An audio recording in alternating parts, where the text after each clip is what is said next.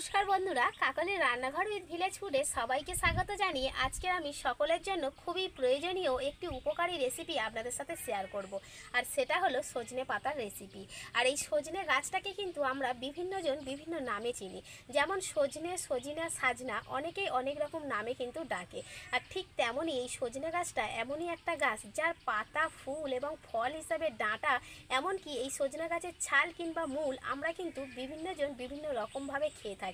আর এই সজনা পাতার গুণাগুণ যদি আমি এখন বলতে থাকি না, তাহলে আমি এখন বলে শেষ করতে পারবো না। এই পাতার গুণাগুণ বহু রয়েছে।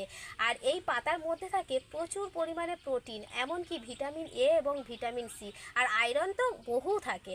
তাহলে বলুন, এই সজনা পাতা আমাদের কিন্তু আশপাশেই থাকে, কারণ আমাদের প্রত্যেকেরই হয়তো নিজেদের কিংবা অন্যজনের প্রত্যেকের বাড়ির কাছেই কাছে কি একটা না একটা কিন্তু সজনা গাছ থাকে।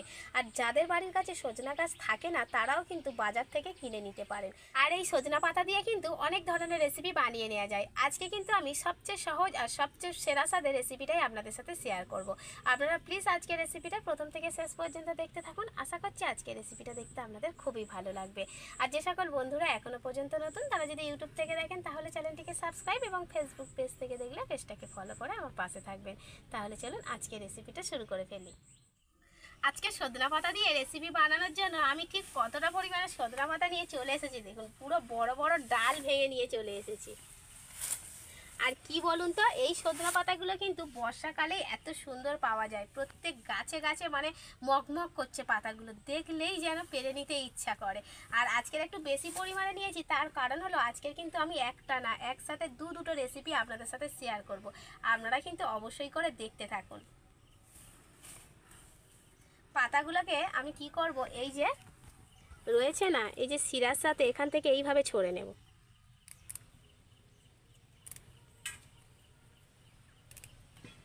যেগুলো আগার দিকে একদম কচি কচি পাতা, সেগুলো বিশেষ করে নিয়ে নেব। খুবই ভালো লাগে। এই দেখুন কত সুন্দর একদম কচি কচি পাতা।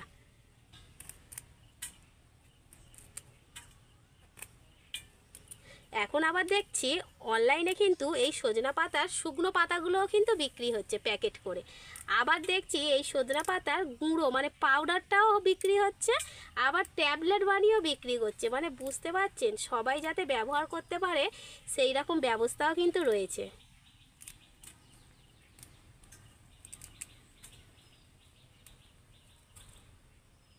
এইভাবে ছড়ে ছড়ে নেব।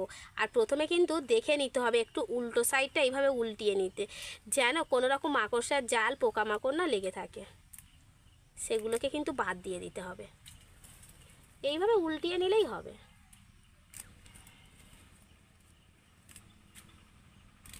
এই ডাঁটাগুলোকে নেব না, এগুলোকে ফেলে দেব।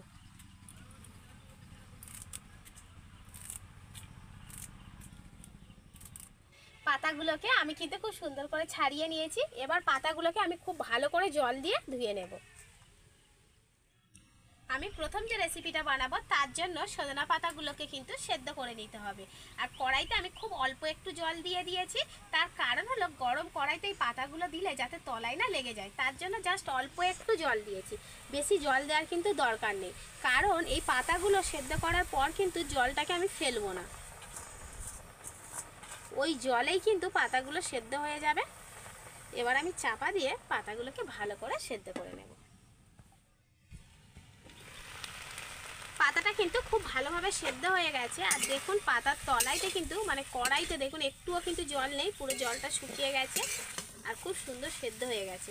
এবার আমি পাতাটাকে তুলে নেব, নিয়ে আগে পাতাগুলোকে ভালো করে ঠান্ডা করে নেব। সেদ্ধ করে রাখা সজনে পাতাগুলো কিন্তু ঠান্ডা হয়ে গেছে। এবার আমি মিক্সির জারের মধ্যে ভরে নেব। আপনারা চাইলে কিন্তু শিলনোড়ার সাহায্যে বেটেও নিতে পারেন, তবে মিক্সিতে পেস্ট করলে কি হবে, এই বাটাটা খুবই মিহি হবে।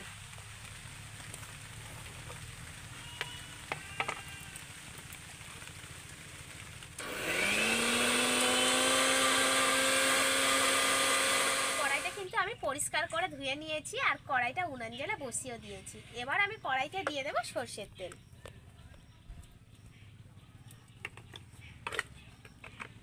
ওই তেলের মধ্যেই প্রথমেই আমি দিয়ে দেবো কিছুটা কালো জিরে,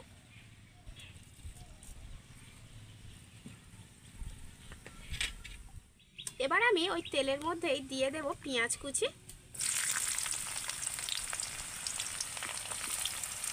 ওর সাথেই দিয়ে দেব রসুন কুচি, কয়েকটা কাঁচা লঙ্কা, আর দিয়ে দেবো কয়েকটা শুকনো লঙ্কা। লঙ্কাটা অবশ্যই নিজেদের স্বাদ মতন দেবেন, যে যেমন ঝাল খেতে পছন্দ করেন। তবে এই সব উপকরণগুলো আমি ভালো করে তেলের সাথে ভেজে নেব।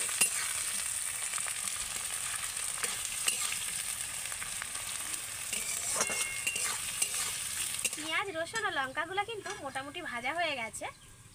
এবার আমি ওর মধ্যেই দিয়ে দেব পরিমাণ মতো লবণ, আর দিয়ে দেব খুব অল্প একটু হলুদ গুঁড়ো, আর এর সাথেই আমি দিয়ে দেব কিছুটা চীনাবাদাম। আবারও একটু নেড়ে নেব ভালো করে।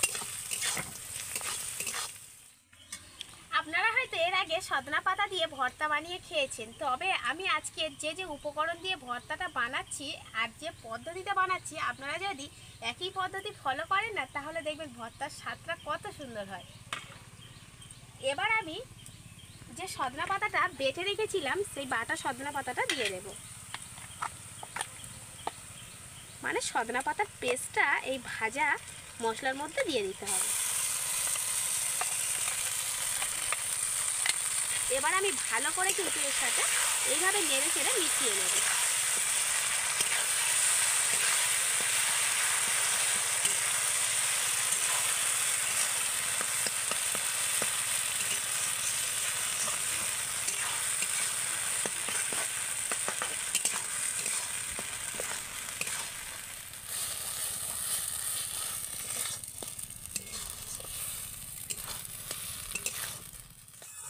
সজনা পাতার ভর্তা কিন্তু আমার একদম রেডি। দেখুন কালারটা যেমন সুন্দর এসছে, সেন্টটাও কিন্তু দারুণ বেরিয়েছে। এবার আমি নামিয়ে নেব।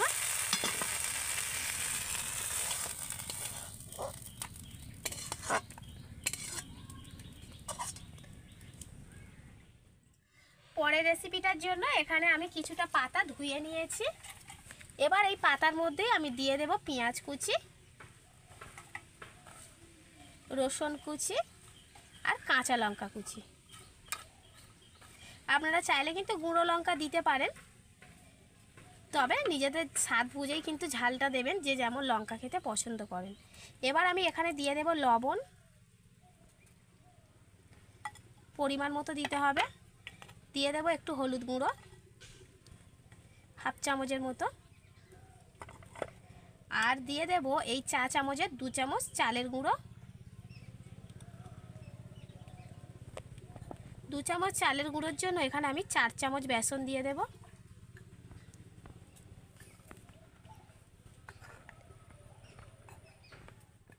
দিয়ে দেব অল্প একটু বেকিং সোডা, যেটাকে আমরা খাওয়ার সোডা বলি, ঠিক এইটুকু দিলেই হবে। এবার আমি হাত দিয়ে ভালো করে মেখে নেব। এখানে খুব অল্প একটু জল লাগবে, খুব বেশি কিন্তু জল দেব না, অল্প একটু জল দিয়ে এটাকে আমি মেখে নেব।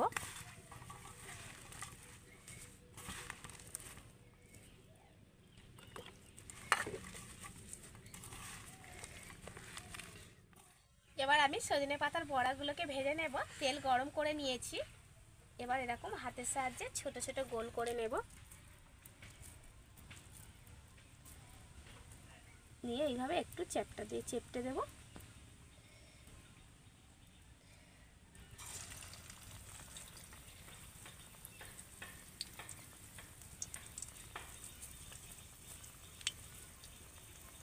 বন্ধুরা, এই ছোট্ট ছোট্ট রেসিপির মধ্যেও কিন্তু অনেক গুণাগুণ রয়েছে, যেগুলো কিন্তু আমরা বানিয়ে খেতে চাই না। তবে এগুলোকে এইভাবে বানালে না খেতে খুবই ভালো লাগে। বাচ্চাদেরকে দিয়ে দেবেন, দেখবেন ওরা খুব খুশি হয়ে খেয়ে নেয়। যখনই নিচের দিকটা এরকম লাল হয়ে যাবে, উল্টে দিতে হবে, আর এইভাবে উল্টে পাল্টে সুন্দর করে ভেজে নিতে হবে। কালারটা দেখছেন বড়ার কত সুন্দর আসছে।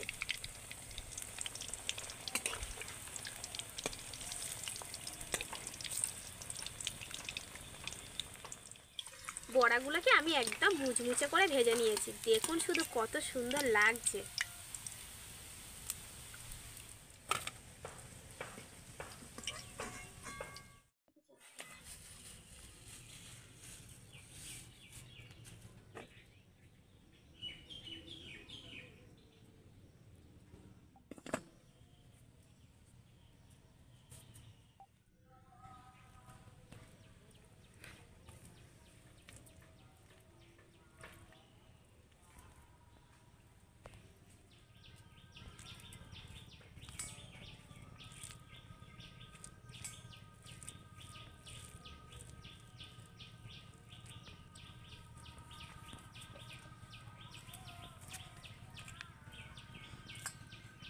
গরম ভাতের সাথে এরকম একটা সজনে পাতার ভর্তা যদি থাকে না, আর অন্য কিছুই লাগবে না, শুধুমাত্র এই ভর্তা দিয়ে এক থালা ভাত খাওয়া হয়ে যাবে।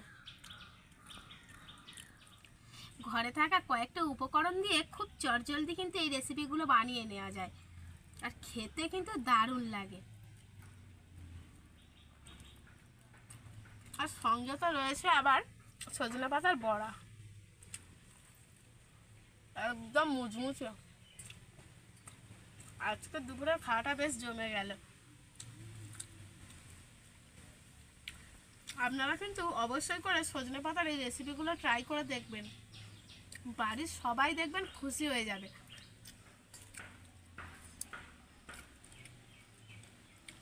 তাহলে বন্ধুরা, আমার আজকের এই সজনে পাতার রেসিপিগুলো আপনাদের কেমন লাগলো অবশ্যই কিন্তু কমেন্ট করে জানাবেন। আর ভালো লাগলে লাইক, কমেন্ট, শেয়ার, সাবস্ক্রাইব এবং ফলো করে আমার পাশে থাকবেন, আর আমার নিত্য নতুন রেসিপিগুলো দেখতে থাকবেন। আজকের মতো এখানেই শেষ করছি। সবাই ভালো থাকবেন, সুস্থ থাকবেন, দেখা হবে পরের রেসিপিতে।